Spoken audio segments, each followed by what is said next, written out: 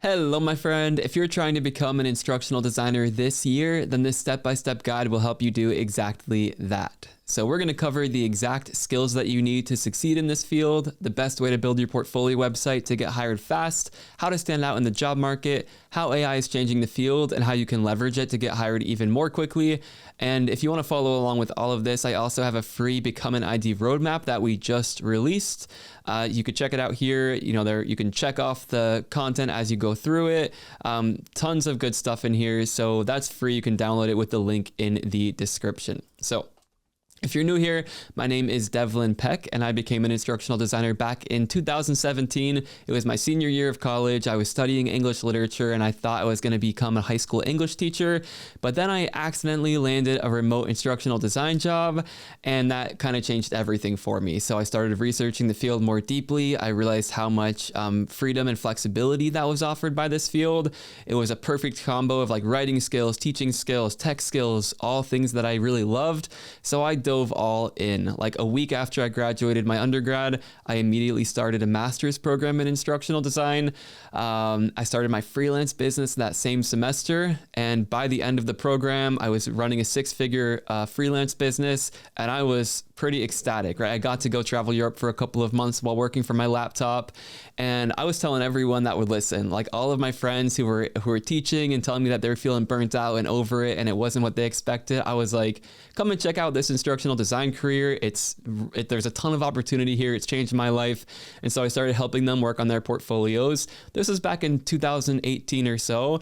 In 2019, I built my first real guide like this on how to become an instructional designer, and the rest is history. Since then, between my team and I, we've helped thousands of people land their first ID jobs through this channel that you're watching right now, through a free community, and through my certification program. So the process does change a little bit from year to year, honestly, not a ton.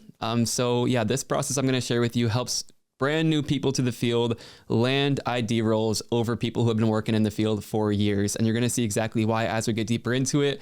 But this can and will work for you if you have the time to devote to the transition, right? This isn't like a get rich quick or how to land a job in a week, but I will go into the exact skills you need and the exact process you can use to succeed relatively quickly. So yeah, I'll show you how to do it without wasting a ton of time or effort. You don't need any more fancy degrees, right? You don't need a master's degree in the field. You don't need years of additional schooling. This is something that you can do if you have the time for it and the passion for it. So first thing you want to figure out before getting too deep is whether or not instructional design is actually a good fit for you, right? You don't want to be 3 months into upskilling and then realize you hate it. So essentially what instructional designers do is they create learning experiences that help people build skills and solve problems at their organizations. So, think online courses like e-learning, creating blended training programs. So you might have, a computer-based e-learning aspect of it, as well as an in-person facilitator-led part of it.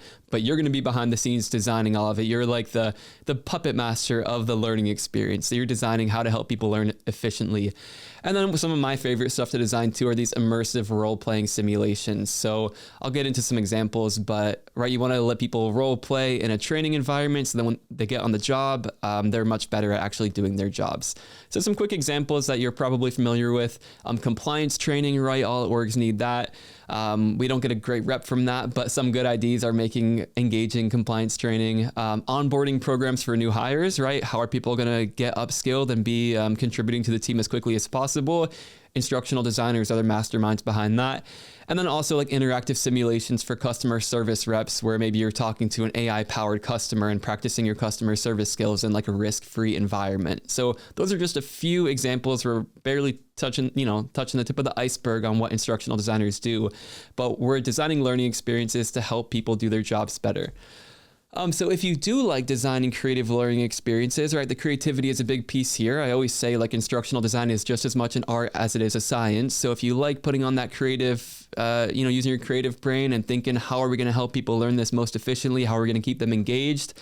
That's a pretty good sign that idea is going to be a good fit for you. Similarly, if you're good at breaking down complex ideas and teaching those complex ideas, if you're passionate about making an impact on people's growth and development, then instructional design could very well be a great fit for you. So that's why so many teachers, trainers, and career changers are finding fulfillment in this field, right? And a big part of that is what I'm going to share with you on this next slide. There are some really good opportunities in this field. So according to the industry surveys, the average salary in the US is around 85 grand per year, and at least 1 in 5 IDs are earning 6 figures per year. So again, you're not going to be making millions per year most likely, but it is a very healthy salary. It's a comfortable salary. Depending on where you live, and that draws people to it. But the best part is the work-life balance, right? Like when I was getting into the field, it was like topping charts for like careers with best work-life balance. And it's like a solid 40 hours a week. You clock in, you clock out, usually not a ton of stress outside of work hours.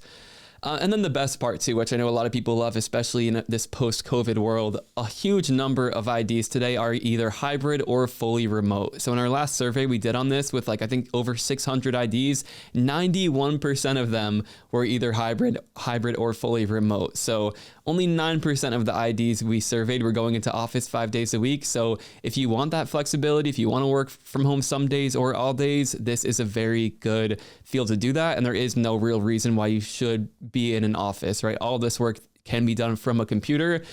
So yeah, it's a great option for people who want more flexibility than the traditional 9 to 5 or, being confined to like a classroom. And then I know some of y'all teachers out there working 80-hour weeks grading papers and stuff. So this is a stark contrast to that. And it lets you still use your teaching skills in a different way, which is why, again, it is so attractive to people coming from education. So let's dive into how to actually become an instructional designer now. So we've refined this process over years. I think it's in a pretty good spot. So step number 1 is build your foundational skills. We're going to get into what those are in a bit. The next step is to create your portfolio website. So this is your moneymaker. This is your, fast track to a good job. Essentially, you use your skills, you show them off on your portfolio website, and it really helps you get hired. It makes all the difference. Once you've got that in place, you land your new role. So there's some resume, LinkedIn interview stuff to kind of be aware of with that. And then from there, bonus step is to excel on the job. This is about becoming an ID, but I'll share some stuff to help you set yourself up for success once you land the role.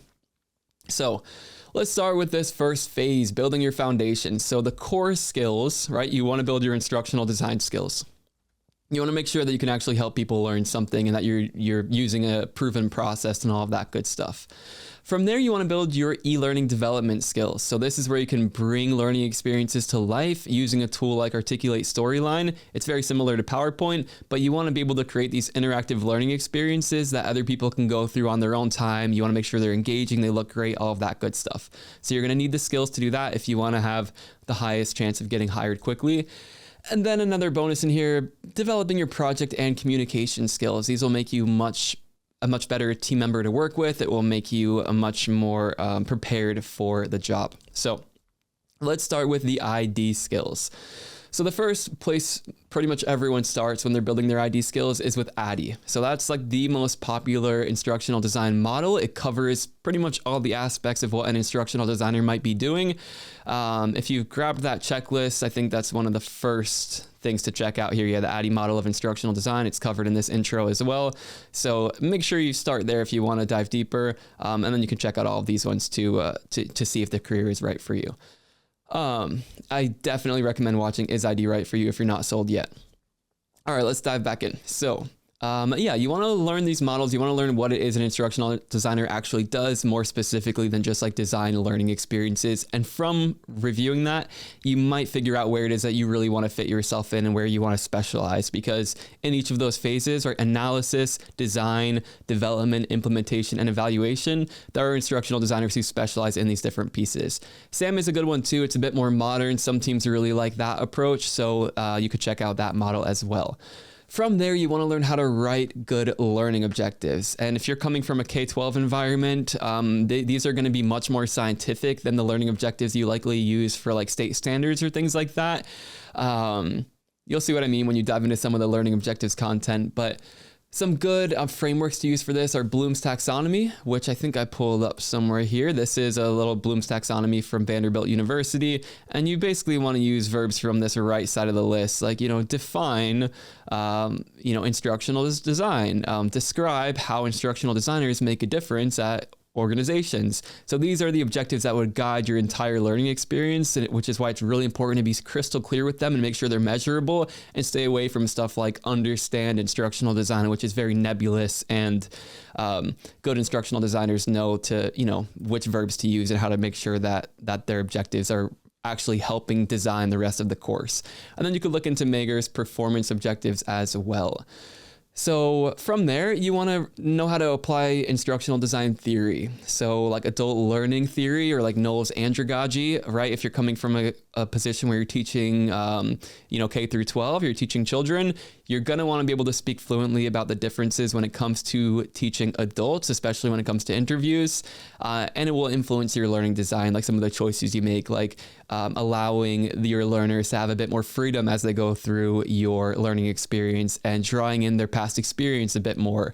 These are all really important for adult learning experiences. Mager's multimedia principles, if you are good with those, you are going to be a great e-learning developer. A lot of people, still a lot of instructional designers today violate these principles. So if you can speak fluently about them and use them to justify your decisions, you are going to be gold. Gagne's 9 events as well. You might have heard about this if you're coming from an education background.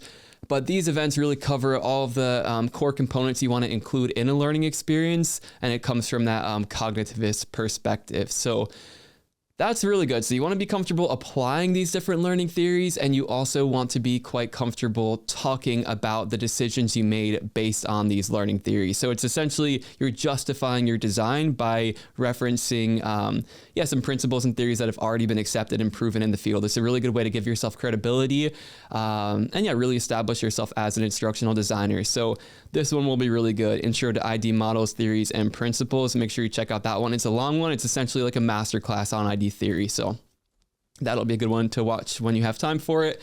Another good ID skill to have is how to conduct a needs assessment. And this might sound a little bit intimidating, but it really comes down to asking really good questions. So it's where you put on your detective hat and you say, is this problem that we're looking at right here, is it caused by a lack of knowledge or skill? Right? If someone's doing their job and they're not performing how we need them to, in a needs assessment, we're going to figure out why are they not performing how we need them to. Maybe it's a software issue. Maybe it's something else going on in their environment, or maybe they don't have the knowledge or skill they need. And that's where a learning experience can come in, and we can actually help make a difference. So that is a really good skill to develop as well. And again, it's intimidating, but it's really asking good questions in different formats. So writing survey questions, interviewing people, hosting some focus groups where you're interviewing, 5 or 10 people at once.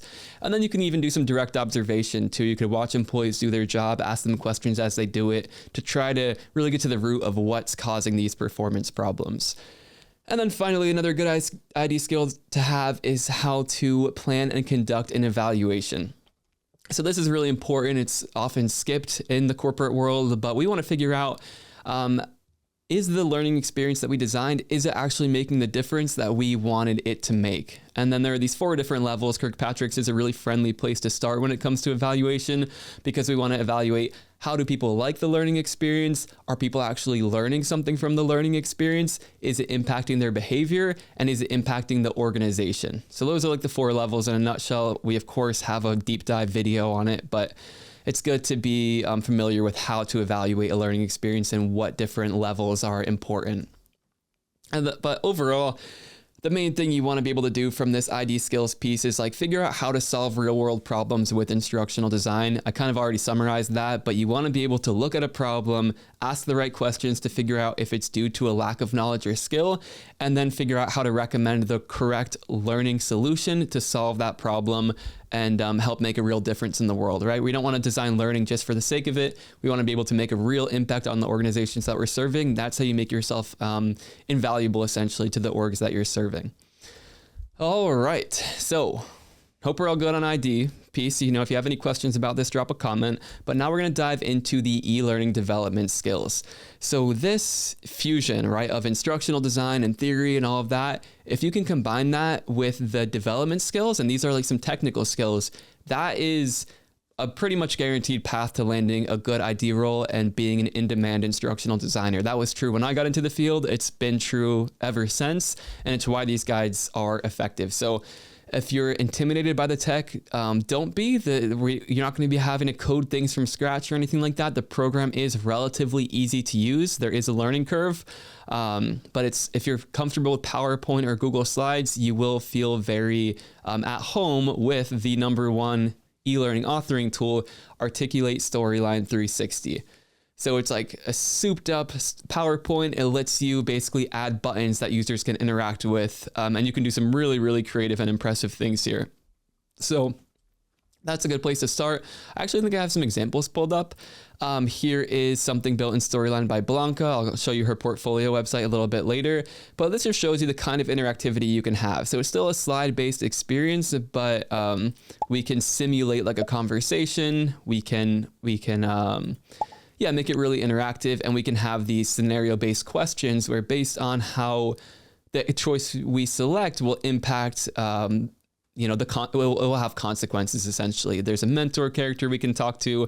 I'll give you some links in the description to really dive into these projects and see what's possible with this tool, but you can get really creative with a tool like Storyline 360. And when we survey and interview hiring managers, this is the #1 tool to learn. So if you're going to learn no other tech skills, there's a very high likelihood that you can get hired just from this skill alone in this field. So keep that in mind. But odds are you're going to need to learn some supporting tools as well. And it might be a little overwhelming. There are a lot of tools. If you don't want to dive super deep into the development side, you don't need to learn all of these, but it might be good to familiarize yourself with like what it is that they can do. Rise 360. It's made by Articulate, the same people that make Storyline, but Rise 360 is much more like browser based. It's much more limited in what it can do, but it's much faster to develop in. So it's really good for like info heavy courses that need to get built very quickly. Adobe Illustrator lets you modify a certain type of graphic called vectors, which is really helpful if you're doing some advanced e-learning work. FreePick is like an instructional designer's best friend, just because they have so many assets for you to use, so you don't need to be like a graphic designer. And now they have a whole suite of AI tools to make it even easier to generate what it is that you need for your e-learning experience. So there's honestly never been a better time to be an instructional designer than the age we're in right now, just because of how quickly an instructional designer can move and how much less limited we are by our own multimedia skills. Like, instead of having to hire out graphic designers and everything else, we can go much further now as a one-person team, which is the situation some IDs find themselves in. So Camtasia or Premiere Pro are really good for editing videos. Audacity is good for editing audio. Vyond lets you use a whole pre-built asset library to make animated videos, so you can move very quickly and create some pretty polished and professional looking videos. So a lot of IDs love that tool as well. And then Figma, that tool is free as of when I'm recording this video. Hopefully it stays that way, but that's a really good way to kind of mock up what your screens and slides will look like before moving into a tool like Storyline, just to make sure that your visual design is really polished and professional. Speaking of which, that is another development skill that you're going to need to have if you want to be a trusted ID on a modern team. So you're going to want to know how to design a layout that looks good. You're going to want to learn some visual design principles like contrast, repetition, alignment, proximity. I know I'm throwing a lot at you. We have deeper guides on all of this stuff. I'm just giving you an idea of what goes into the skill set of an ID. And you don't need to be perfect, right? All these tools I mentioned, on a scale of like 0 to 10, you could probably go really far if your skill set was like a 3 to 5 level. So you don't need to know everything that Illustrator is capable of. You don't need to be like an expert video editor with Camtasia or Premiere Pro. There are options to specialize deeper. And like, if you are an expert with one specific tool, you might have a different type of opportunities that come your way, but nobody is expected to be an expert at every single tool available in your toolkit, right? It's more about steadily building and growing your toolkit so that you are more and more capable. So yeah, don't get overwhelmed. Again, I'm just giving you a little survey of what kind of tools IDs use. And then also, this one will be quite important, building some quality assurance and troubleshooting skills. So when you go through an e-learning experience that you built, for example, you want to be able to test all the functionality, test it on different devices. Like, you you really want to develop that attention to detail, because, it'd be terrible if you launched an e-learning experience to 10,000 people and they all get, half of them get stuck on the second slide because they're interacting with the course in a way you didn't expect. So having that attention to detail, trying to break your experience, so to speak, that all will really help make you a better e-learning developer. So there we have it. So we want to build the ID skills, build the e-learning dev skills. Once you have those, you're in a really good shape to land a role and contribute to a team. Oh, and then I forgot I have this one more piece on here. Practice uploading your e-learning project to a learning management system. You might see that in some job listings. It sounds a lot more complex than it actually is. It's essentially like publishing your project by clicking a button in Storyline 360 and then going into this learning management system tool. You probably use them if you're working in the K-12 environment. And then there's a way to just basically upload it. It's a little bit more complex than that. We have an LMS video where we dive deeper, but yeah, I'd say get some practice with that just so you don't feel as intimidated when you're talking about whether or not you work with a learning management system. All right, we are moving right along. Project and communication skills. So you're going to want to get some practice working with subject matter experts. And some of this stuff you'll build on the job, right? It's just like, if you have an opportunity to practice this stuff before you get hired, great. If not, you're going to learn very quickly once you do get hired. And the subject matter expert part might make this sound a little bit intimidating, but remember, as the instructional designer, you are the expert in how people learn and designing good learning experiences. You're not expected to be an expert in every single subject matter or topic that you might design learning experiences about. So that's why you work with SMEs, as we call them. So you're going to be partnered up with someone who might know a ton about the specific engineering concept or a specific biology concept or even a soft skills expert. And it's your job to interview them, ask good questions, take good notes, and figure out from them what it is that's most important for the audience to learn. And then you're going to use your ID skill set to condense that, reframe, repackage that so that people can learn it as effectively as possible. So yeah, if you can get practice, right, interviewing friends or family members or peers to learn, you're essentially learning as much as you can about the specific topic so that you can then repackage it to help other people learn it even better. So yeah, that's a good skill to practice. Also managing a project from beginning to end. So, even on individually, right, figuring out what it takes to start from analyzing a situation all the way through having a full e-learning project uploaded to a learning management system. That's a really good process to practice. But then also, working with other people and potentially, managing other contractors or team members who you might be in a situation where you're working on that. We have some people who the first role they land coming from education is a senior ID role, and they are having to manage projects and manage other team members. So that's very possible, but I have full faith that you could learn that on the job. And then again, just practicing collaborating with instructional design teams. So you might be working under a project manager, with a project manager. You might be working with other instructional designers and you both are tackling different modules or different courses for the same overall goal. You might just be the instructional designer and you might write a storyboard and write scripts, and then you hand it over to an e-learning developer or a video developer or some other multimedia specialist who develops the actual assets. And then same thing with learning LMS administrators. So they might be the ones uploading your published course to the learning management system. So if you can immerse yourself in the field, talk to other people, work on shared projects, right? You might want to work on projects together with other people just to get some of that practice. You're going to be even more prepared. But again, you'll be learning this stuff very quickly once you get your job. So yeah. This is kind of like a bonus skills to build. It's very important. You probably are already pretty decent at it if you're coming from another career where you've had to do similar stuff like this. But yeah, these are some very common project skills you will need as an instructional designer. I added this bonus one in here, AI skills. We're not at like a need to know situation yet when it comes to AI, but if you can build out your AI toolkit and show off these AI skills in a portfolio, it is going to be easier for you to succeed than people who are not demonstrating any AI fluency. So yeah, our field definitely is adopting it. We are seeing job listings that are AI focused IDs who understand the AI tool set. So yeah, I'll add this as a bonus skill. You can even dip your feet, right? And it's going to make your life a million times easier. So practice writing good prompts so that ChatGPT can help you do your job better, right? And ChatGPT can help you so much when you're going through the process to become an ID. So it's a perfect opportunity to practice.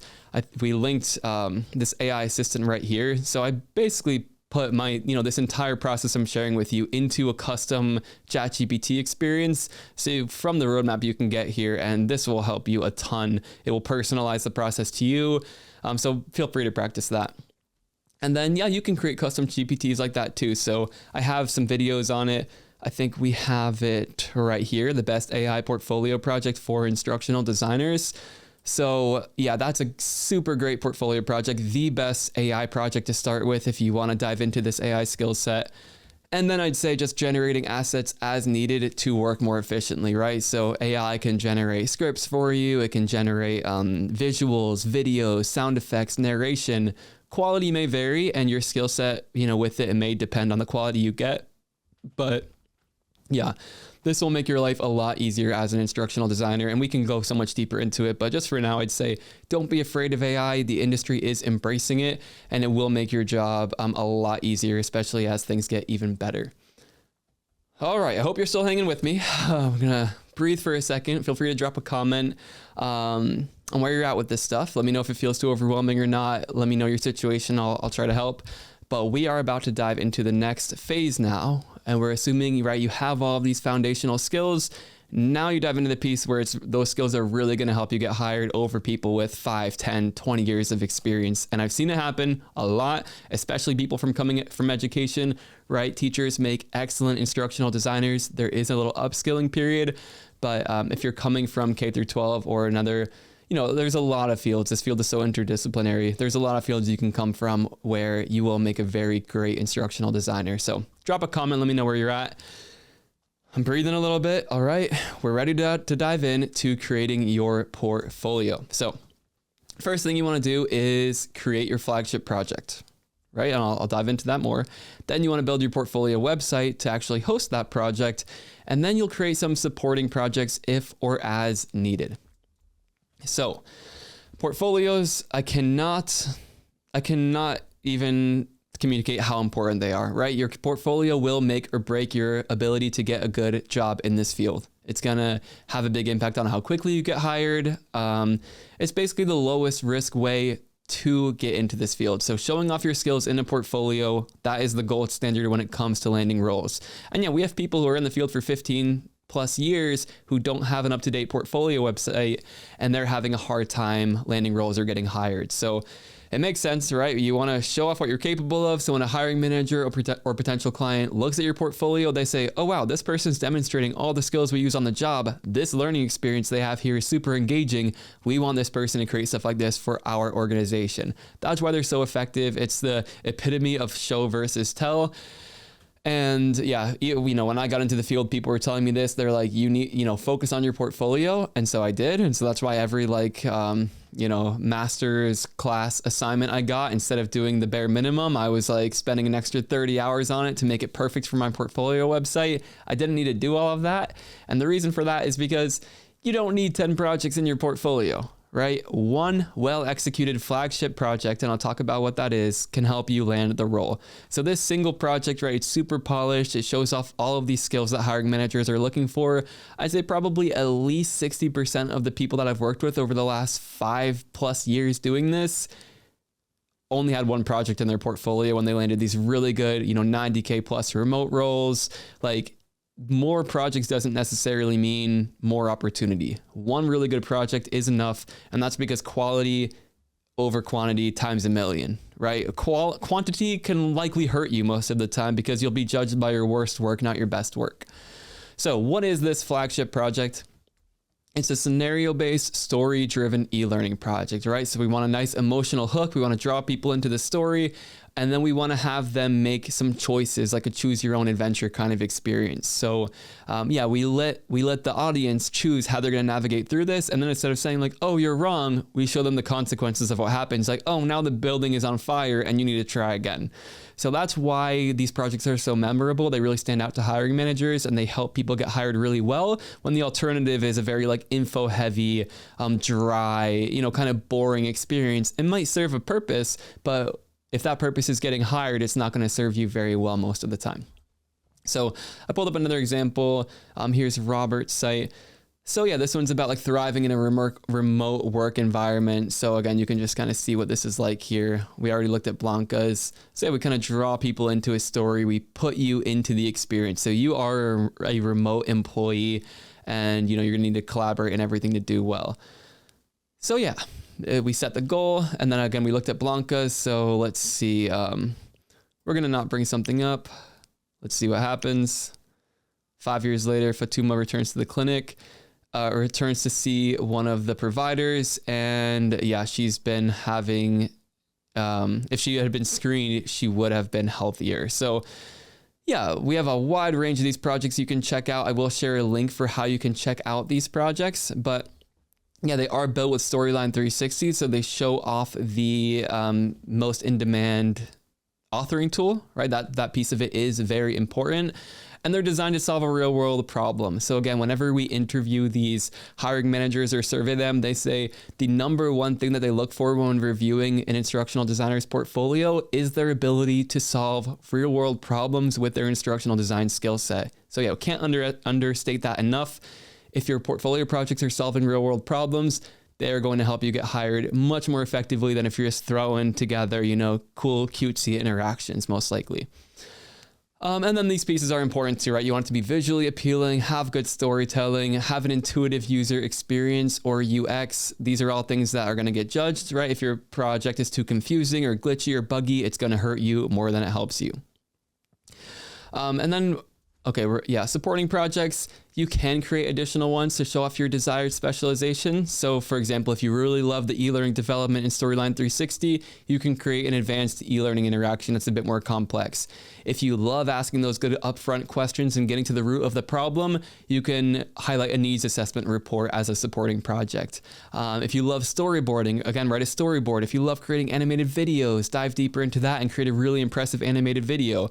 So again, it's your opportunity to specialize deeper if you want to go there. Whereas the flagship's role is to help you get hired as soon as possible because it checks all the boxes. So that's a good way to think about it. And I'd say create these after you start applying. These supporting projects are not required to land a good ID role. So let's move on to your portfolio website and have a couple of examples pulled up from people who just landed roles. So most people start with Squarespace just because you can get something together really, really quickly with that.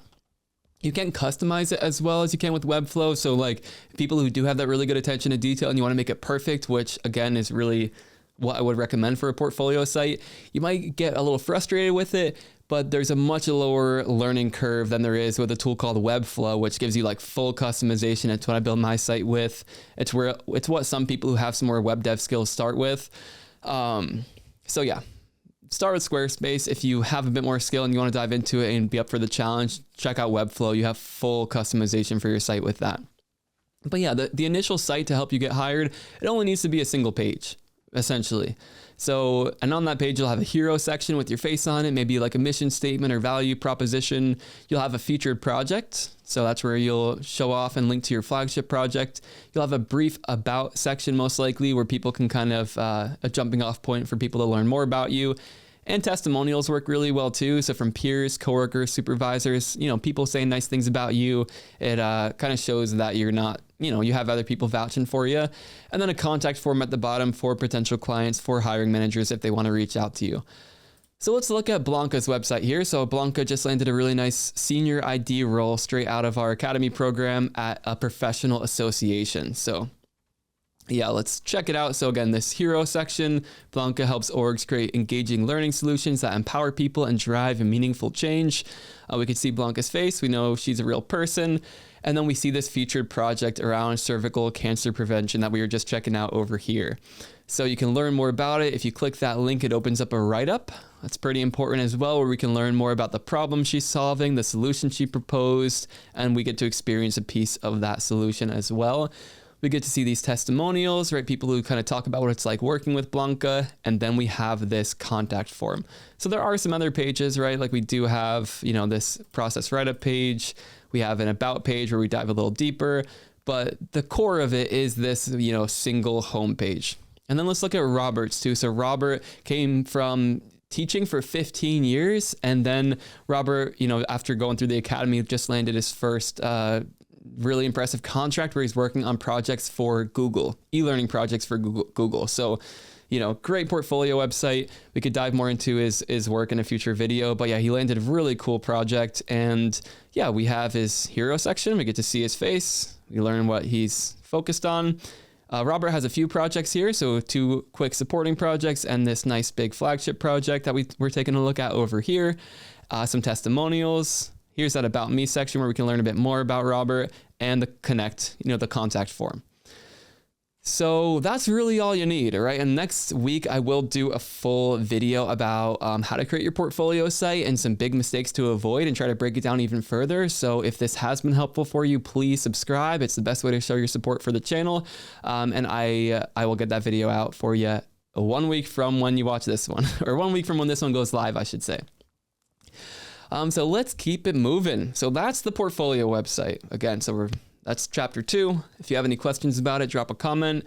Let me know if this has been helpful for you so far. Hopefully it's been inspirational. Again, these people, Robert came, no formal ID experience, and now he's working on some super sick projects for Google. So really cool what people, the types of work that people do once they build these skills, build their portfolio, and put themselves out there. We're going to talk about landing the role now, and this part can be quite emotional, right? It's not like, okay, we built the portfolio website and now we're going to get a job in a week. Sometimes it can take a month, 2 months, 3 months. The job search process can be a little bit grueling. I don't want to pretend that it's not. The really important piece is having some emotional support here, some other IDs who have gone through it and can say, yeah, right, I felt discouraged, but month 2, month 3, everything changed. I landed 5 interviews, whatever it is. And if you go through this process, you will be landing interviews. It's just, right, it's slow sometimes. Again, it can be a little bit emotionally draining. So I don't want to scare you. I just want to say that's a reality of trying to become an instructional designer. But once you get your foot in the door, you are good to go. So when it comes to landing your role, one of the things you're going to need to do is tailor your resume. So this is your opportunity to brand yourself as an instructional designer, to reframe some of your, potential teaching or education language as corporate instructional design language. You want to be able to talk the talk on your resume. So you could tailor it, just generally make it more ID focused. So for example, instead of saying lesson planning, say curriculum design. And we of course have full, guides on how to do that. I think we have, the resume mistakes video. That'll be a good one to check out right here from the roadmap. And then beyond that, right, you'll have a general instructional design branded resume, but from there you could also tailor things even more to the specific roles that you are applying to. So that's where you use the keywords from the job listing in your resume, and it will help you beat the applicant tracking system, get in front of a real human, and actually get eyes on your portfolio, which is what's going to seal the deal for you. From there, optimize your LinkedIn profile. So LinkedIn can be a great driver of traffic. It's a great way to get the right eyes on your portfolio site again. So you want to use keywords. So in your tagline, right, throughout your profile, use instructional designer, e-learning developer. You'll also want to engage with people's posts and content on LinkedIn, especially people at the kind of companies you want to work for. That's a really good way to kind of build awareness of your name, get eyes on your portfolio site, and open doors that might otherwise be closed. And then connect with people too. I can't understate this one enough. Connect with as many people in the field as possible, because the bigger your network is, the more searches you're going to show up in. So, that hiring manager, that potential client with the big freelance project, you want them to be able to find you. And the size of your network is going to severely impact how easy it is to find you. So LinkedIn, I know some people are intimidated by LinkedIn. You don't have to get on LinkedIn to get hired, but it could open some really cool doors. It is the single platform that built my freelance business from the ground up and helps a lot of other people, especially those interested in freelancing. It helps them kind of explode their businesses. So if you want to freelance, super important. If you want to land a full-time role, somewhat important, but not essential, I would say. And then just apply strategically, right? Don't beat yourself up trying to apply to 10 or 15 jobs a day. Try to read the descriptions, find the roles that actually are looking for someone with the skill set that you've developed in these core skills we've covered. If you have learned all of those core skills, you are going to be a good fit for probably at least 70, 75% of these jobs. but some might be more like LMS admin focused. Some might be all about the upfront instructional design piece. Don't apply to that if your whole portfolio is like e-learning and that's the side of it you love. So just be a bit strategic on what you're applying to kind of preserve your own sanity, right? You want to keep that application to interview rate pretty high. Pretty decent thing to expect here is for every 10 applications, landing at least one interview is what we see generally with people who go through this process. And then you want to ace the interview. So practice talking through your process, right? If someone were to ask you, okay, yeah, what's your process like for instructional design? Practice referencing the popular models, practice making it really specific on how you actually apply that to the project that you built that you'll probably be talking through in your interview that is featured on your portfolio site. And just study the common interview questions, right? If you're applying to specific companies, a lot of those big companies, their interview process is pretty public. You can learn a lot about it. So do your research, do your homework, practice talking through what you're capable of. Reference your decisions and your process in the language of the field to give yourself credibility, kind of like I talked about earlier, and you're going to have no problem acing these interviews. And then from there, the bonus step, keep learning, right?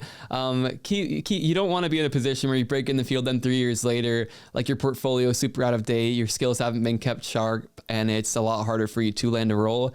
If you do keep learning and you do keep your skills sharp and you update your portfolio every 6 months or so, you're never going to go more than a few weeks without work, most likely, right? A lot of the times you might have to scramble to update your site, but if you just do it preemptively, you are going to be very in demand. So keep up with the AI tools. That's the most important thing I'd say to keep up with these days, right? You really don't want to be left behind with the AI stuff, or it probably will be quite hard to get hired in the future. Your soft skills, your business acumen, right? Get closer to the business problems, get better at solving them. Try to find roles where you can get closer to solving them, because again, that's going to just give you such job security if you can improve the impact you're having at your org. Keeping up with industry trends too. I'd say don't like overcommit to this one. Sometimes, it's like, oh, this is an industry trend, like personalization or XAPI or like these things from the past that the industry never really took anywhere. So it's like a lot of people are talking about it, but not necessarily implementing it. So, keep up with industry trends just so you can kind of talk the talk, but only if it seems like it's going to actually add value to your process or your org do you really need to kind of dive in and commit to something. And then again, I just say, I've seen time and time again, people I've worked with 5 years ago, 4 or 5 years later, they are out of work and they have the same portfolio website that they had when I worked with them 5 years ago. So you do want to do some maintenance here at least once a year. I'd really recommend every 6 months or so. Really try to freshen up your site, add a new project if you have a new skill that you've developed. Just keep that portfolio up to date so that if you do ever get laid off or whatever, you don't need to stress that much. You'll have another job pretty quickly. So overall, the process to become an ID is first, figure out if it's right for you. Hopefully this video helped you with that. If you still have any questions, drop a comment, check out the full Is It Right For You video linked in the roadmap. Build your foundation by learning the core skills. This is the part that some people skip, right? If you try applying without those core skills and you're just sending your resume off to, 200 jobs, it's like playing the lottery and it's probably not gonna go anywhere for you. You actually need the skill set. And once you have the skill set, you need to show it off in a portfolio website. That's going to make or break your job search. It makes or breaks most people's job search. And then from there, apply to jobs, land your first role, and then keep learning so that you can excel, keep your portfolio up to date so that you're never out of work for long. So thanks for making it to the end. We put together this big roadmap, like I said, to kind of link out to all these extra resources, inspiration, AI assistance. So feel free to download that. It is completely free. I love sharing free stuff with you all. So I will link that beneath the video. So please download it if you think it will help. And there is more content on the way. So this is probably the best time to be subscribed to the channel if you're trying to become an instructional designer. I have some really in-depth, helpful stuff planned for you. So please, please, please subscribe to the channel if this video helped you and if you'd like additional content as you go on your journey. Again, it's the best way to show support to the channel. So thanks for making it to the end. Again, my name is Devlin Peck. I really appreciate you being here. I look forward to answering any questions you have, and I will see you in the next video.